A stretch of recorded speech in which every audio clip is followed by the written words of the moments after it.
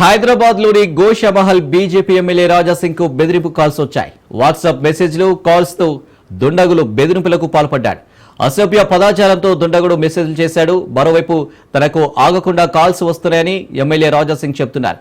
దుండగుడిపై చర్యలు తీసుకోవాలని డిమాండ్ చేశారు.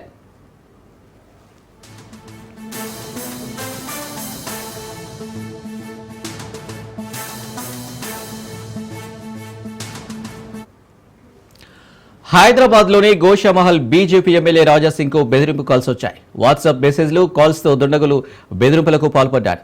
అసభ్య పదాచారంతో దుండగుడు మెసేజ్లు చేశాడు. మరోవైపు తనకు ఆగకుండా కాల్స్ వస్తున్నాయని ఎమ్మెల్యే రాజాసింగ్ చెబుతున్నారు. దుండగుడిపై చర్యలు తీసుకోవాలని డిమాండ్ చేశారు.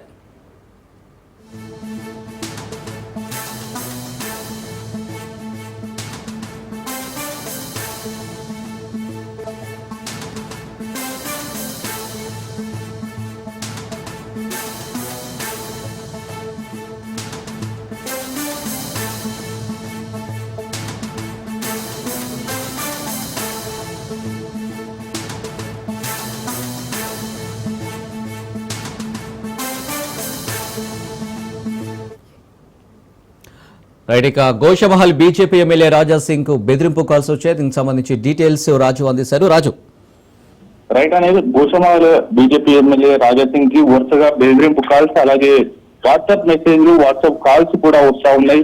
అటు ఇటీవల బక్రీద్ కి సంబంధించి గోవధ చేయకూడదు అంటూ కూడా హైదరాబాద్ నగరంలో పలు చోట్ల, అటు పలు గల్లీలో కూడా ఆయన స్వయంగా తన వాహన 2-వీలర్ ని వేసుకొని ఆ గల్లీలో తిరుగుతూ కూడా గోవులను రక్షించేటటువంటి ప్రయత్నం చేశారు.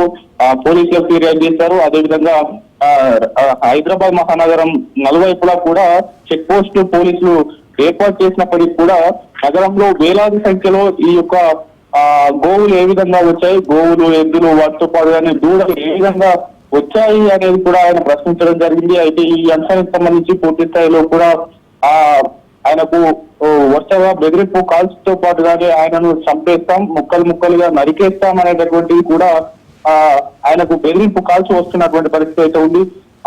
ఇప్పటికే పలుమార్లు పోలీసులను ఆశ్రయించారు. దాంతో పాటుగానే డీజీపీకి కూడా ఆయన ఫిర్యాదు చేస్తారని తెలిపారు.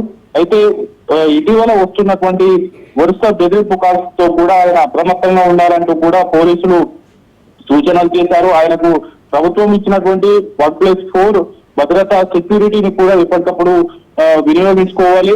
ఒంటరిగా బయటికి బహిరంగ ప్రదేశాలకు కావచ్చు, ఆఫీస్ నుంచి ఇంటికి, ఇంటి నుంచి ఆఫీసుకు కూడా వెళ్ళకూడదు అనేది కూడా చెప్పినటువంటి పరిస్థితి అయితే ఉంది. ఆయనకు ఇచ్చినటువంటి బుల్లెట్ ప్రూఫ్ స్కార్పియో వాహనాన్ని కూడా ఆయన వాడాలి.